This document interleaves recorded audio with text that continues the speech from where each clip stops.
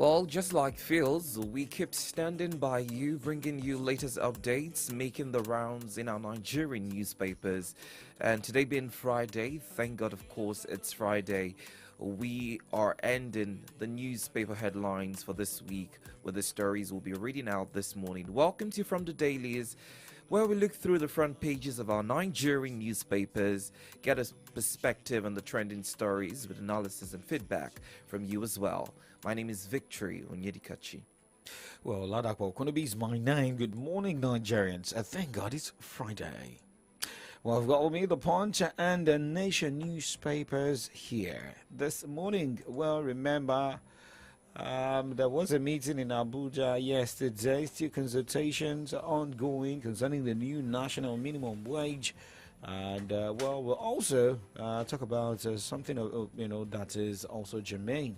The Senate President came out yesterday to also say that, well, it is until when Mr. President says that he wants a new private presidential jet, then the National Assembly will decide. Not that the National Assembly is rushing to get a presidential jet for Mr. President. Well, this morning we look at more headlines here. All right, I'll be taking stories from the Vanguard and the Nigerian Tribune paper.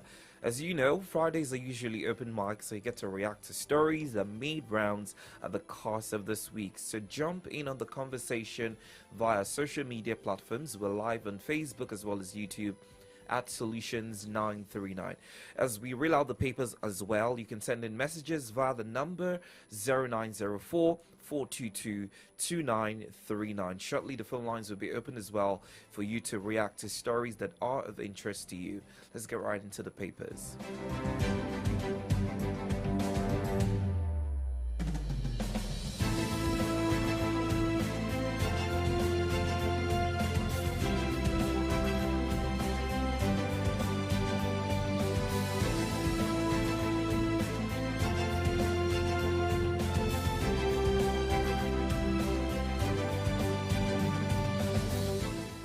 All right, we start off with the Vanguard newspaper. Investors mobilize $50 million to boost CNG adoption, federal government. Pro-WK group faults Fubara's claim on bombing of Rivers Hotel. Police probe death of ex-Congo boss, Nick Imudia. Oil theft, surveillance operatives uncover oil bunkering camps in Bayelsa State. The biggest story on the Vanguard newspaper is on minimum wage. Let each state negotiate what it can pay. Governors. How democracy activists made mistake of a lifetime in 1999. Shehu Sani. Army promotes first female officer, Oluchukwu, trained in Sandhurst, to lieutenant. Tinubu approves 50,000 grants, 155 billion naira food package for households. Ms. Doe, we're back to the conversation on palliatives. Chelsea join Man United, Bayern in pursuit of Lookman. These are the stories on the front page of the Vanguard newspaper. If I'm going to advise anybody, I would just advise Lookman not to go to Chelsea. So. Man U, don't go to. Just look for a better club aside Man U, Chelsea. Chelsea is struggling at the moment. They're having a new coach. Man U also, I don't know. All right, now let's go straight to Punch this morning and looking at the banner headline screwing on the front page of the Punch newspaper here. And, well, it says FG rolls out 1 trillion naira palliative massive construction projects. 1 trillion naira. And two riders to that headline. 3.7 million families to get 540 billion naira grant, 155 billion naira for sorted foods. Others. Next writer says FG to begin massive road rail construction, CNG buses distribution in states, FCT. Looking at the pocket headline coming from the Punch newspaper this morning, 2023 budget, FG OK's December extension to forestall abandoned projects. And looking at this one, blackmail can't stop new presidential jet approval. Senate. Okay. Cholera. Government eyes vaccine donations as cases hit 1,579. NNPC to boost economy with a $4 billion gas project.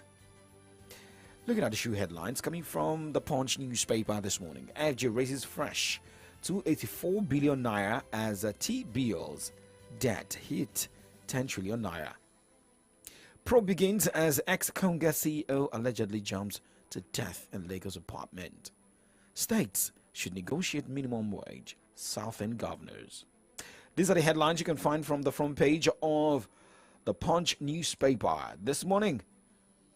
Away from the Punch, let's now move over to the Nigerian Tribune. Starting off with minimum wage, each state should be allowed to negotiate with labor unions. Southern governors.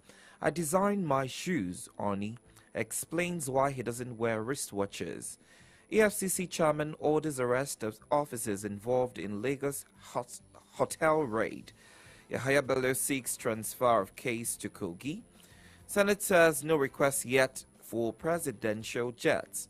Private illegal aircraft used for drug trafficking, money laundering. Kayamo says federal government will probe licenses, clamp down on indicted operators. More stories this morning. Sokoto Assembly refers Emirate Council Amendment Bill to committee. NUT berates federal government, wants continuous funding of TRCN. National Economic Council meets, silence on minimum wage. Approves $1 billion agri-consortium initiative, demands measures to end crude oil theft. Tinubu approves National Construction Household Support Program rollout. Prioritizes Sokoto Badagry Highway. These are the stories on the front page of the Tribune paper this morning. Okay, it looks very tiny and very wide. What we are seeing on the front page of the Nation newspaper this morning with a map of Nigeria and talking about the renewed Hope Legacy Road Infrastructure Project. You want to see how they remember we're talking about how much that will be spent. Looking at the front page of the Punch newspaper for massive road rail construction and the likes. There is a description of how that will be on the front page of the Nation newspaper coming from the Federal Ministry of Works.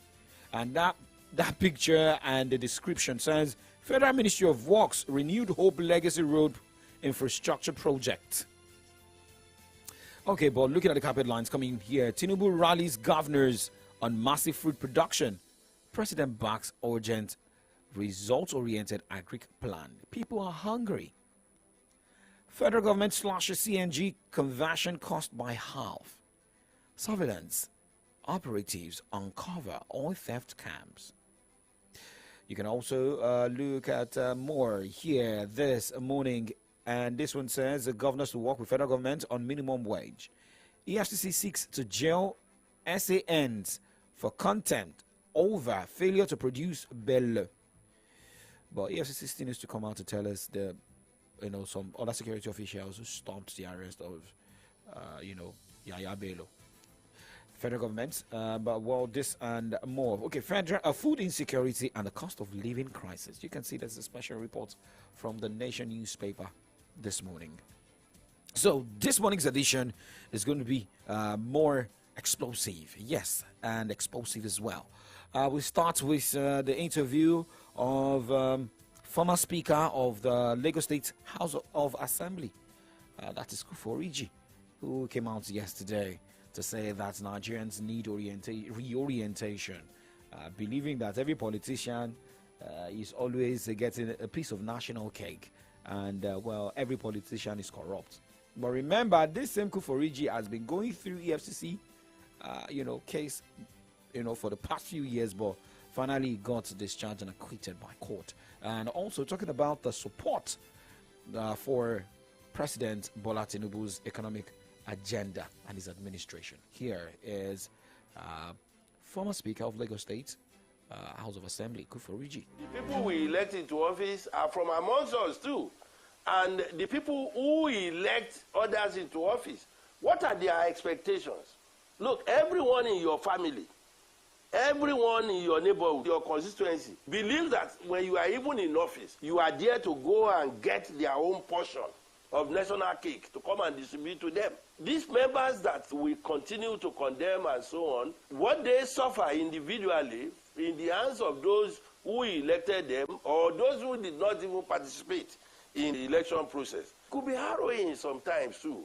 We need to really reorientate ourselves. It's not just about the ones we elect alone, but about all of us. All of us. We are all involved. Everybody expects that, oh, he's honorable. Then they expect that he has some billions that he must have taken from Abuja. We hear these stories every time.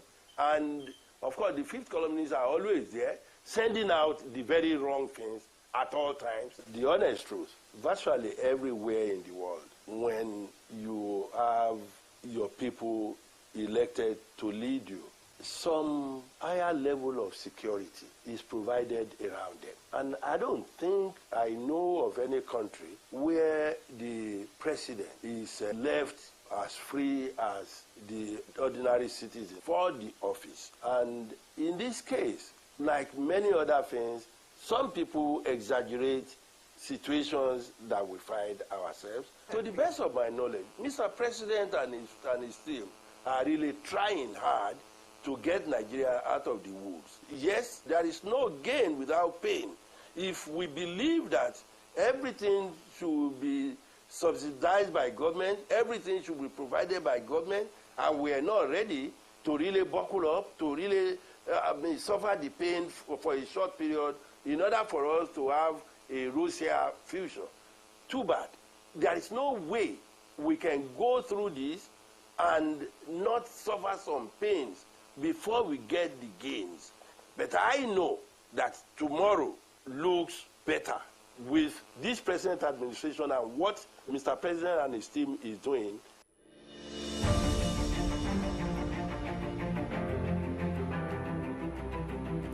Well, Honorable Adeyemi Kuforiji, former Speaker of Lagos State House of Assembly, speaking there. Well, Comrade Olu Omotosho joins us this morning as we look at some issues before we connect with Comrade Adeji Adishokwe. Well, Comrade, thank you for joining us this morning. Good morning. Good morning. Yeah. Good to have you here this morning, and we hope you've been able to rest. So, let us focus. Let's focus this morning. I hope you listened to the former Speaker of Lagos State House of Assembly, Adeyemi Kuforiji, is in support of the current economic agenda of Mr. President. He also said there's nothing bad in the new, the planned jet, presidential jet for Mr. President. Are you of this opinion? Nigerians are hungry. Good morning to all of you guys in the studio, and I said good morning, Nigeria, to all listeners. Yeah, really, I didn't listen to, I didn't get to hear his comments and what he said, but then that's the main thing. That's what every one of them is saying in Nigeria right now. And it is very simple. You know, when you are on the table, when you are having, when you are eating, you don't talk because you are considered as not having table etiquette. So the former Speaker of Lagos State is saying that somebody is a politician and is one of those people that have benefited and that are still benefiting from the kind of rot and whatever you have it that we are having around now. The sleeps that we are suffering by the ineptitudeness or in the way things are done by our politicians. He is a beneficiary, so you don't expect him to speak or to speak the way or the mind of the people because he's there. So it's unfortunate, but then we just need to just continue to speak because the more we will, the more we make them uncomfortable. If we don't speak, if we don't shout, if we don't protest, if we don't protest. When I say protest, now I'm not talking about we filing out on the street, but we just need to talk. We need to continue to tell them that what they do is wrong when it is wrong, and when we are not expecting what they do, we need to let them know. The more we talk about it, the more we will, then the more we make them uncomfortable, and the closer they will get to the point of having a rethink and then beginning to think on how to make things better for the people. Okay. Now, you talked about protests, people talking. You saw what happened in Kenya. What is currently happening in Kenya? And if Nigerians, maybe some African countries are stronger than Nigeria. Talking about their citizens, what they want, the kind of change they want. Is it that Nigerians are just, feeling too relaxed and looking at some decisions being taken? But that is on one side. Let us also talk about what happened days ago and the statement coming from the EFCC. I know you would have seen the video footage trending on social media where EFCC officials, busted into a particular hotel, harassed, customers. And there's a particular headline. Was it Nigerian Tribune? Yes, the EFCC chairman, Olukoyede, is asking that the officers who were involved in the incident be probed and arrested. I think this is not the first time we're hearing about the EFCC raiding private residents or even hotels, especially when they get intelligence. But just watching that video and how much ill treatment was meted on the hotel workers, it's just despicable. It doesn't show any sign of professionalism coming from the EFCC. Is it when things really get escalated like this before we now see actions taken, especially from superiors? Because we've heard there are so many videos and reports of people claiming that EFCC raided their residence and nothing was done in that regard. We cannot treat the over exuberance of EFCC officers in isolation. I want to say clearly here now that what you see EFCC do, what you see them do, is the same thing that most Nigerians are doing. That's exactly what our politicians are doing. And that is the reason why you will see a politician that was voted into power by the people. You see them driving on the street, and then you have policemen, you have escorts. You have their escorts carrying sticks, carrying guns, and then driving every other person out of the road because their principal is coming. So it's the same thing, and that's the reason why even the president himself, when the president, that's a common occurrence in Nigeria, when the president is coming to his state. Now, the people in that state must know that, of course, they are going to suffer some level of inconveniences because some roads will be closed because the president is coming. And this is not like that in other climes. In other climes, you can even walk and then shake the president where you see him strolling on the street or on the lawn and all that. But that's not so. The same thing that the EFCC is doing, every other person will do. That's the level of that's the kind of orientation that we have gotten, and that's the reason why politicians are.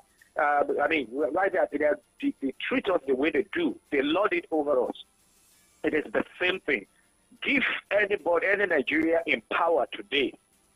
Give any Nigeria in power today. Give him the opportunity to do something, and of course you will see them overstepping their step, and that you have given them. It's the same thing. Some time ago, I was a witness. A local government chairman. I'm not going to name now. A local government chairman once did something in one of it was like a garden here in Ibadan, very close to your place there, and he was driving. He came to relax, and then he was driving back, and then he saw that chairs had been arranged on the lawn where he wants to park, and they told him to go and take another route. He said no. He insisted he was not going to go. And then he sent his bodyguards and all of them. They came down, drove everybody off the cemented area, and then he ran through them, breaking chairs and all that. That's just a local government chairman. So it's the same thing. It is the same thing. What they are doing, that's what an average Nigerian will do, except those who have conscience and those who really have this level of civility to know that, no, you cannot, you don't lord it over the people. So we have been speaking, we've been talking about this, and EFCC has not changed. It's the same thing with the police. It's the same thing with the military. So it's the same thing with the politicians. But just like I said, we just need to continue to talk. Comrade. Because what they want us to do is to keep quiet. Because when we keep quiet, they will have field day. Okay. But the more if we keep quiet, things will get worse. Are we not going to a stage where we'll have another NSAS? Remember how the whole SARS drama started? And at the end of the day, it generated to a big crisis in the country. This is not the first time that the EFCC officials will raid hostels, hotels. Remember what happened in Ife? They raided and they brought them down to Ibadan here. The SUG of that school came down and they were able to rescue some of their people back to school. It is not hidden that we have people who are into cyber crimes. But must everybody that they see in a venue of where they have information be manhandled? And do you manhandle people who are suspect? Is it that we are having some SAS or former SAS people included in EFCC, or has EFCC lost its values? You see, the point is the same thing. I will still go back there. Now, it's not even. It's not even whether we are having former members of SAS in EFCC or whatever. It is the same thing. We are all Nigerians. So the point is, in the way things should be done properly is, you don't, as a matter of fact, there is no law in this country that says you can just go to anywhere and then arrest people indiscriminately. There is no law that says that. Now, the training that they got they were not trained to do that. It's just that when they get there, they get so over-exorbitant. They want to prove to the people that, yes, we are these. I have this uniform. I'm an officer, so I can do whatever I choose to do. That's why a policeman will tell you, look, I will shoot you and nothing will happen. Now, because they know the truth, we do not have the structure on ground. Does not run on its own. It has to wait for the body language of some people. And then we have this trend that when things happen, when you know your way, you can do things and get away with it. Now, until we get to the point where an offender will not go without being punished, whether you are in uniform, whether you are a politician, whether you are, an ordinary citizen or whatever. You see, what those officers are doing, civilians are doing also. When they have friends in high places, they have maybe just a civilian that just have maybe ordinary a sergeant in the police as a friend. He will tell you, look, I will deal with you. We will arrest you. We will do this, and he will do it, and nothing will happen. So can you imagine if such a person, that's a civilian, if he has the opportunity and the privilege of being enlisted in one of the forces, you can imagine what he will do. So it is the same thing. It is our orientation.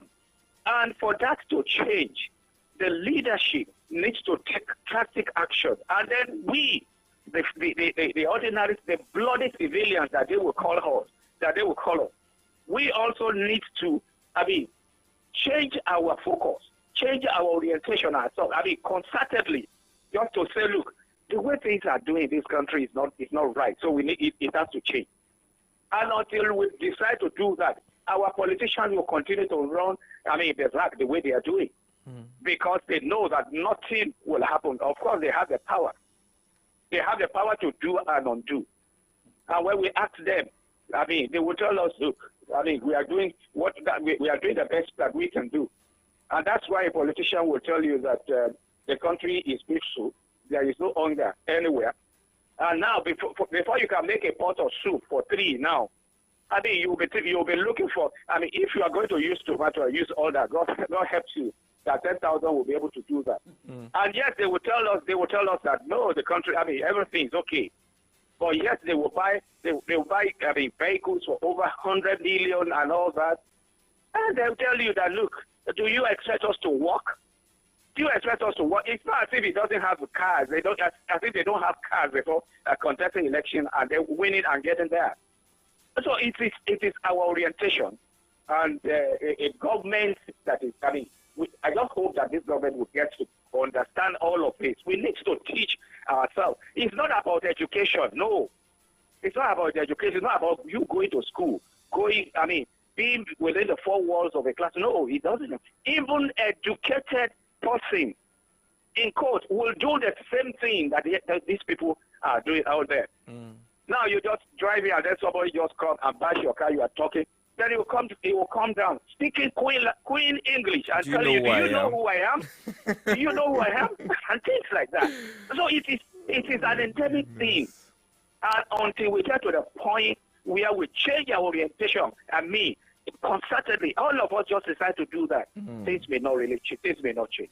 That is very, very interesting, what you mentioned, and quite a revelation for some people who are ignorant to it, because I think it's about time we have an introspection into our value system. That's the only way we can become better as a people. Thank you so much for such great thoughts that you've shared with us on some of the stories on the papers this morning, Comrade Omotosho. Thanks for having me. Have a good day. All right, and you too. Well, enjoy the rest of your day. Comrade Oluwamotosho speaking there, and, giving his 1 cent on what we have this morning. And we connect with Comrade Ayodeji Ajishokwe on this side this morning, and looking at another burning issue. Remember, it was a major expectation yesterday, talking about the consultation from Mr. President and the Tripartite Committee on the new national minimum wage. Comrade, thank God it's Friday. How you doing this morning? Thank God it's Friday. I'm good. I'm feeling like Friday. Yeah. Oh, you're feeling like Friday. Yes. You've taken your cup of coffee this morning. I'm dressed in my Owambe dress already. Oh, I see. Nice. I see. Okay. So what was your expectation like yesterday ahead of the meeting in Abuja? But at the end of the day, there was no big announcement concerning the new national minimum wage. So consultation still ongoing. Parties, the NEC, had already stepped the minimum wage thing down. When PEC met, it was stepped down for consideration. And the basic reasons was that more consultations should be done. It's about buying time, you understand?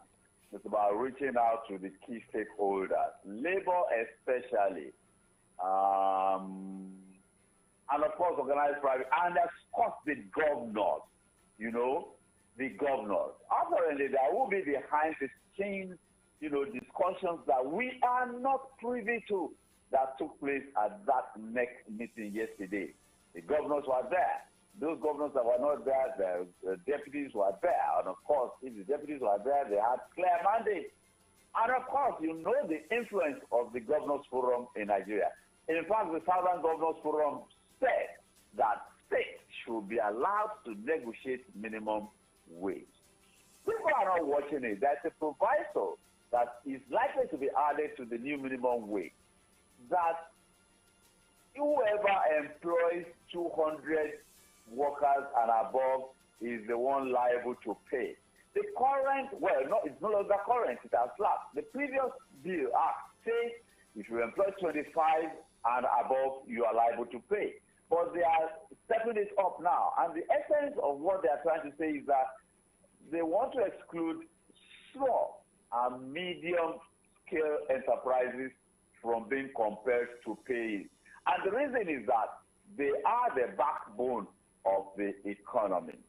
And there's also the suggestion that they will include a clause that will say it is criminal if you don't pay. But they're already saying that they're not going to insert that into it. There was no disappointment if there was no announcement regarding minimum wage yesterday. Who are the people gathered? Governors holding Nigeria to ransom. Rather than look up to Bola Ahmed Tinubu or whoever the president is, it is the governors that are the problem. You see, this culture of looking up to Abuja or looking up to the president or head of state stems from our military experience over so many years. And that is simply because the head of state was in charge and in command. The governors were appointed by him, and they held office at his pleasure. So you know whatever any governor was doing not doing at his own pleasure, but was doing as an appendage of the military head of state. That hangover is still with us. A national budget. Everybody goes to Abuja. Nothing is happening. Nothing was happening in the state. It is a mental captivity, a mental bondage that we are still suffering from.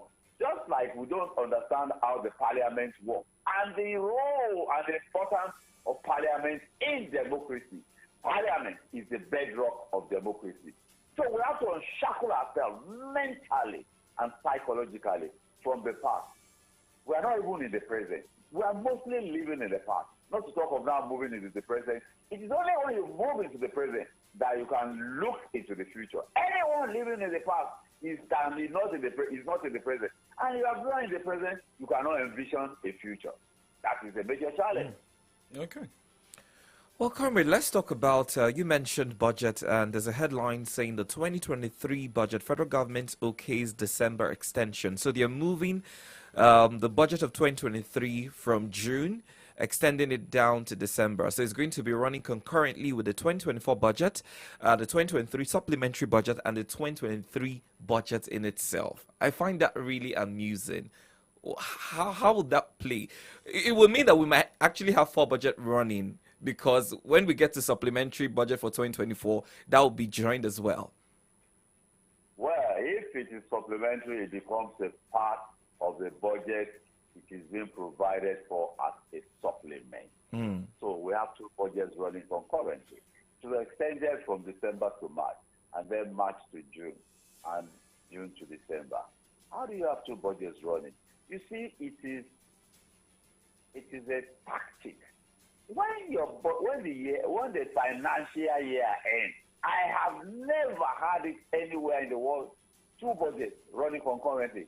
It is an attempt to expand. You see, before in this country, if they said it was Yar'Adua that stopped it. When they say a budget starts from January to December, if you are around bureaucracy, you will see that by December, they will start awarding all sorts of contracts, frivolous contracts, to make sure that they spend every dime. And then, of course, when Yar'Adua came into office, Yar'Adua said, whatever is not expended must be returned to Treasury. And that is now when they started doing all sorts of hanky-panky. They are legalizing the hanky-panky now. This is a legalizing. How can our parliament, that is supposed to, the parliament is the watchdog of the executive. They don't seem to know. They think they are now enablers of illegality. That is what the National Assembly is doing. They are enabling illegality. They think they can make any law. They think any law they make is law. Maybe, I hope, lawyers, human rights lawyers, activist lawyers will challenge this. Yes, you are empowered constitutionally to make laws, but you are not just going to be making any laws that is why don't you consolidate everything? If you can do supplementary, you understand? So why don't you bring those into supplementary? Those monies were allocated to last year. That means the money is available. So why don't you transfer the use to this year? It borders on parliamentary gangsterism. It is not stating running 2 budgets concurrently. Who does that? Have you ever had anything like that? I have not. Anywhere? I have not. That's parliamentary gangsterism. It is Okay. unacceptable. All right, now, comrade, let's look at the front page headline, the banner headline from Punch that says federal government rolls out 1 trillion naira palliative massive construction project, 3.7 million families to get 540 billion naira grant, 155 billion naira for assorted foods, others. FG begins massive road, rail construction, CNG buses distribution in states FCT. Well, you look at the first rider that says 3.7 million families to get 540 billion grants. How do they measure this? And how are they going to make sure that this goes round? Because when the first palliative was shared, I don't know if it got to your house. 1. 2, instead of investing 40 billion into grants, 155 billion into assorted foods, don't you think it should be, this should be directed into another thing? Maybe looking at agriculture. We don't have, people are suffering. But looking at this amount, are we not seeing a government that is wasteful or that doesn't have direction? They say they have a cash register. Of course, you are aware of that. Social The former register. Minister of Disaster. The Minister of Disaster, what's her name? Umar, whatever her name is. I call her Minister of Disaster. They call her Minister of Disaster Management. And when they call the name ministry another name now. You see, just like you said, let the money come to the state. You have a cash register. You know, civil servants, somebody calls them evil servants. They would have developed half of what they call the register. Yes, I'm aware that those registers were developed at the state level. I am aware, I know a consultant, a honest Nigerian that was involved, a financial consultant that was involved in developing the work for Oyo State and maybe Ondo State. But you see, they have done a honest job, but by the time the papers and documents get to Abuja, they have their own backup register that will be used to replace a third, you understand, of those information, that cash register. How are they able, in normal circumstances, to have ghost workers? You understand? Thousands of ghost workers. Just last week we were told that thousands of people have fake unemployment letters. You call them fake unemployment letters, yes, they got into the employment of the federal government and they got on the bill of the federal government getting paid. People who are out of the country who have jackpots, they get paid 1 2 years after. How are all of this happening? If there is no active connivance by those who run the system, and Accountant General is alleged to have stolen 107 billion. All these things are mind-boggling. The bureaucracy that we run, bureaucracies are notorious all over the world, but our own bureaucracy is exceptionally notorious. Have you seen that the president has abandoned the Orosanye report? Right. They have granted man to a standstill. You know, so these are the challenges. And it is not about Bola Ahmed Tinubu alone. It is about the system. When we talk about the system does not function by itself. The system is operated by individuals like you and me. What is our motive? Everybody's motive is to ambush the system for his or our own benefit. Until and unless that mindset changes. But is it going to change? The civil servants who serve the political elite and the political leadership, they see the political elite, they see the political leadership living luxurious lives.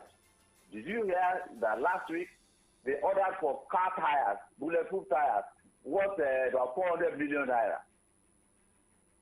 How many bulletproof vehicles are in the presidency? What kind of bulletproof tires are they? That's how many? About 400 and something million naira. But it is the bureaucrats that are in charge of all of these things. They are virtually awarding those small, they are small contracts. 400 million naira contract in the villa is a peanut. I mean, they deal in billion and trillion. So the civil servants share those 400 million, 300 million, 500 million, 600 million ones among themselves. The politicians, the political elites, they are not interested in that. They are interested in billion and trillion naira contracts. So until our bureaucracy is reorganized, it was the military that destroyed our bureaucracy. The bureaucrats are honest, hard-working people. Even at permanent secretary level, you will find some of them had no houses of their own. My father was one of them. He was a bureaucrat. But when Murtala Mohammed fired bureaucrats, fired permanent secretaries, those who were on their way home heard in the radio, in their car radios, that they had been fired. Many died. And of course the academics too. That was when they changed their tactics. Rather than checkmate. In the days of permanent secretaries in this country, the minister will write something. The permanent secretary will write a memo to the minister and say, no, you cannot do that. Financial regulation does not allow it. It is now the permanent secretaries that show the politicians the way to rob Nigeria. So unless and until the value and orientation changes, it will take, and let me tell you, it will take a whole generation to halt and turn this rot around. So, comrade, if you're saying it will take a whole generation to turn things you are around. not audible. Can you hear me, comrade? Frankly, Okay, so if you're of this opinion that it's going to take a longer time for all this to change, that means Nigerians should not bother. That means Nigeria should not think of a Kenyan way, where the Kenyans are trooped out and made Ruto change his decision. Even as yesterday, some people in Kenya would still have to go lay siege to protest, and some are even saying Ruto should go. let me make it abundantly clear to you that as we speak today, ethnic factionalism has crept into that movement. Just like our NSAS here, it was organized on social media. It started on TikTok. So it is, so to say, leaderless. Ruto has offered to negotiate with them. But what are the terms and conditions? It is leaderless, and ethnic cleavages are crept in. Those who are Ruto's ethnic stock are saying, we have achieved our objective, let us back down.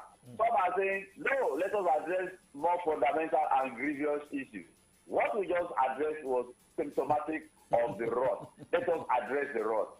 You know, just like in Nigeria, they don't play religion in that place, but they play ethnic cleavages is far deep-rooted in Kenya too.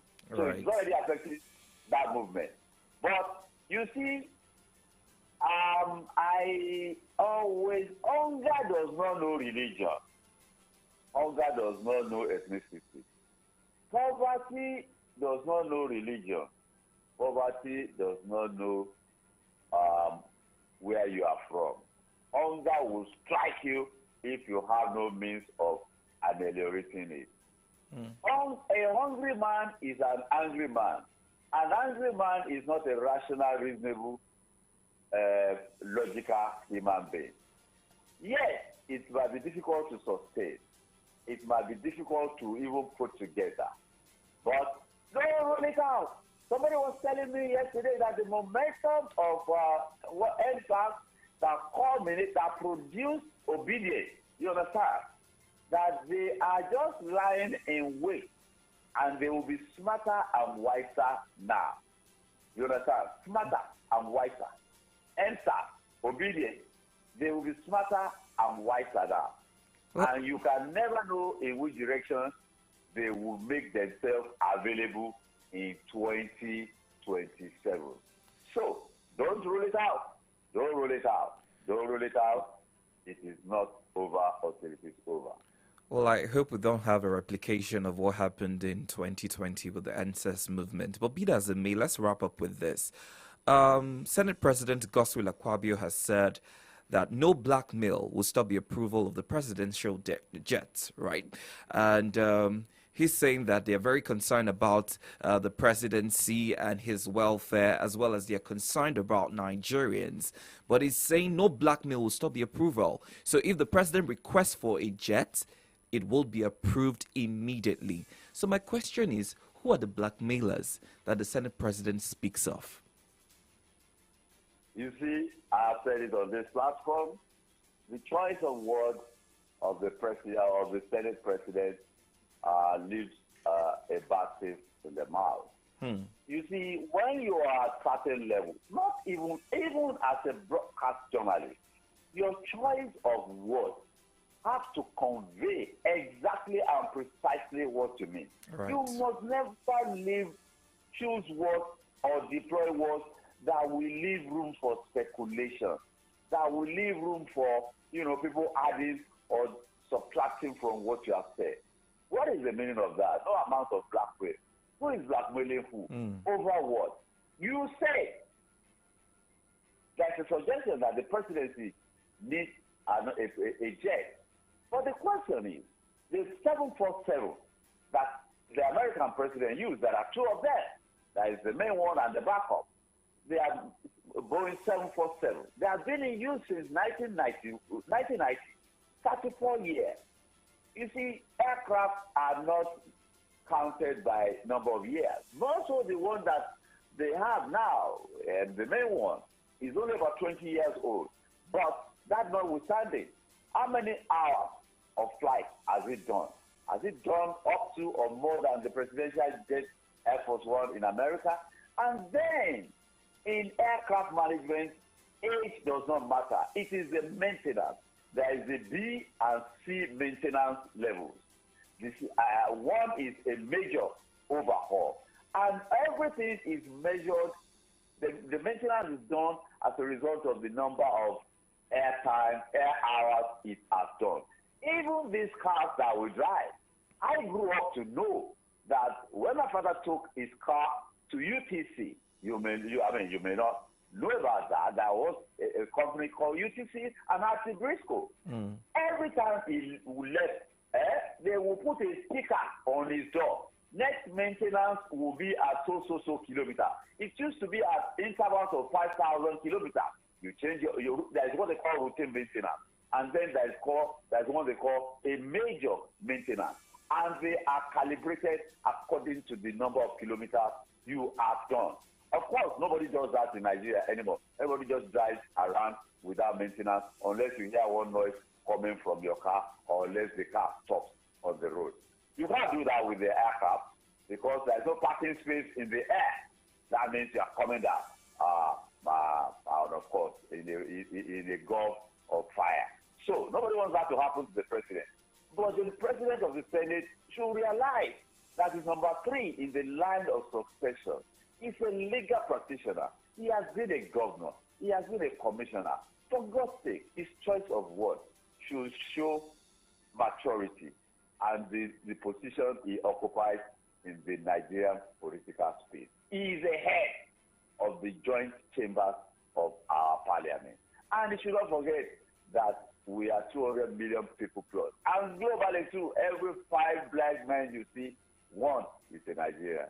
He should realize that. He should not be flippant and careless in his choice of words. Fair enough. Yeah, I'm not a blackmailer. I don't know about any other person. I mean, Comrade said something, use of words. I think who is blackmailing?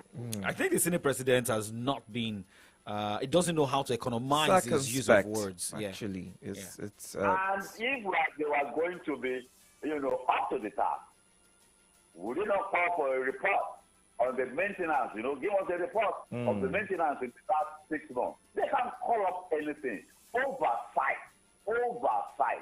Call up, report. Okay, and call up independent assessor. Give us your own report. And then call another independent assessor. Compare the report. What does this report say? What does it mean? Right. You understand? But they're never to do that. They are they just want a new one. Well, comrade, we must say. The president himself has 2 Gulf Streams. He has a Gulf Stream and he has a bombardier. Yeah. Why doesn't they are idle now? Park somewhere and is even paying for it. Why doesn't he put it in the presidential place and let it be his sacrifice? Meanwhile, Nigerians don't deserve a new minimum wage. You know, comrade, we'll just keep talking. That's the only power we have now. Keep talking. We're Yes. not going to give up. Thank you so much for being a part of the conversation this morning on From the Dailies and sharing such great wisdom and insight with us. My pleasure always, comrade brothers. So have a splendid weekend and God bless this our union. Amen. God bless Nigeria. Okay, Comrade Ayodeji Ajishokwe there with his analysis, opinion as well, same as his point of view. This is 1022. You can also be part of the program. The phone lines are open, same as the social media platforms. Solutions 939 FM on Facebook, Solutions 939 FM. Post your comments. We'll surely read your comments out on X. It is at Solutions 939 FM, at Solutions 939 FM. Well, the numbers to call is 0909 888 9939 or 0912-222-2939 or 0904 422-2939. These lines are now open for you to call in and share your sentiments regarding some of the stories and even more that we have addressed this morning. So whilst we're waiting on your calls, we'll read up some messages. The numbers again, 0909-888-9939 or 0912-222-2939. Effian says, the Akpabio I know will approve and support whatever Tinubu wants. This will be the worst National Assembly leadership in history. People thought Senator Lawan was terrible. I agree he was, but Akpabio will make him look like a saint. The speaker is equally as bad. These people are all out for full state capture. Another message here from Dio says, until Nigerian youths realize that we need to take power on our own and do what Kenyans are doing, we would continue to be treated like mere commoners. Bowman says, if you know okay, thank you very much. Okay, so looking at this message here, this is coming from Okweluwa Semasa, saying that for the Nigerian senator, the Senate to say that blackmail can't stop new presidential jet approval shows that the Nigerian president isn't serious either, and both are just unbothered if Nigerians are fine. They are after their welfare and the expense of the electorate. Bravo says this administration supersedes the past administration in all categories: corruption, carelessness, lack of empathy, insensitivity, evil nature, lack of creativity, stealing, recklessness, ambiguity, lack of direction, misplaced priority, wickedness, propaganda, lies. And he goes on and on. Another message here from Edda says, my take is simple. If this trend continues, those who want to truncate the Tinubu era can start by... Okay, all right. Thank you very much. We're not truncating anything. Okay, at Orilo Mock says, they only care about themselves and labor is okay with cost of food in the market and the full price. That's why they request for minimum wage so that we can continue buying Gary at 4,000 naira. 4,000 naira, a cup of rice, 1,004. Okay, God help us. Another message here from Doing says, good morning. For me, the Senate president is no surprise. Even whilst he was a governor, I didn't see any difference from what he's doing now because he was the governor to the state I served. Okay. Thank you. We're not wishing anybody that this morning. Okay, new presidential jet scare. Okay, let's pick this call first. Hello, who's here? Yeah, hello, the radio man. Good morning. Good morning to you. Good morning. My name is Benga Mario. Okay. Great to have you. Yeah. What relevance is the purchase of the presidential jet to the stabilization of the economy? That is not what we need for now. That's not what Nigeria needs for now. And when Mr. President came on board, what he promised was the renewed hope. And where is the renewed hope here? What's the meaning of definition of hope? Hope means giving someone an assurance that things will be better. So what's the lot that Mr. President, that this president regime, they have done to us in the past 1 year and say country? They have borrowed money to the tune of only God knows how many, how much, and they'll still be they keep borrowing till they leave the office, and they are bastardizing the economy of this country. I wonder, by the twilight of the admission come 2027, I wonder what all their scorecard will be and what would they be telling us. And I know they still want to tell us that we should come and give them a second chance to run for another office. That's what they are doing for us in this first tenure. It's nothing to write home about. Look at how much we are buying back of rice. Look at for a month now, you see something close to 700. And I read a communique yesterday. The NNPC still wanted to inflate the price of PMS. Where are you going in this country? If you want to buy a common rodo in the market, just 5 pieces, we sold for 500 naira. And we're saying renewal hope. Where's the renewal hope here?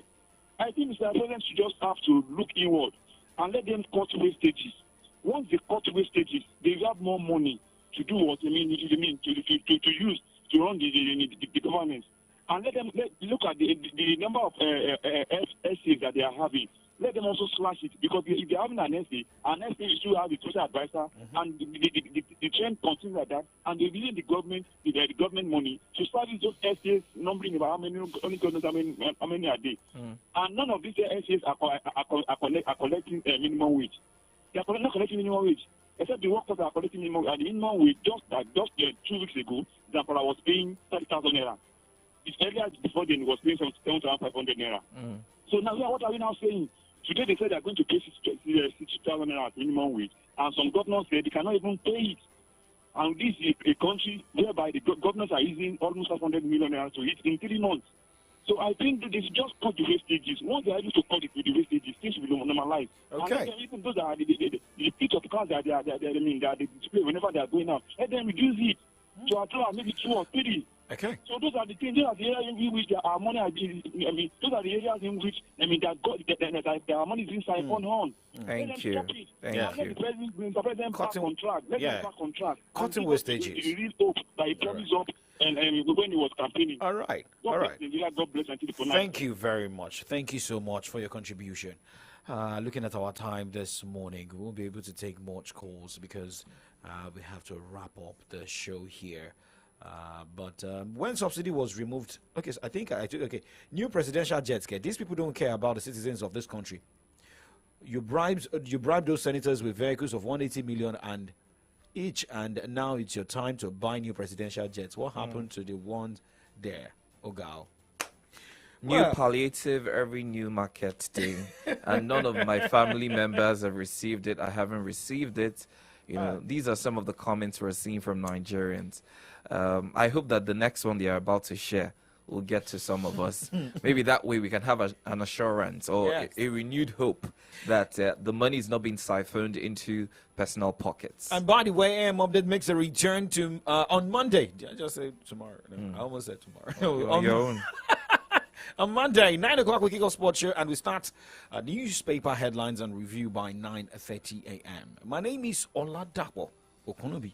My name is Victory Onyedikachi. Have yourself a wonderful weekend.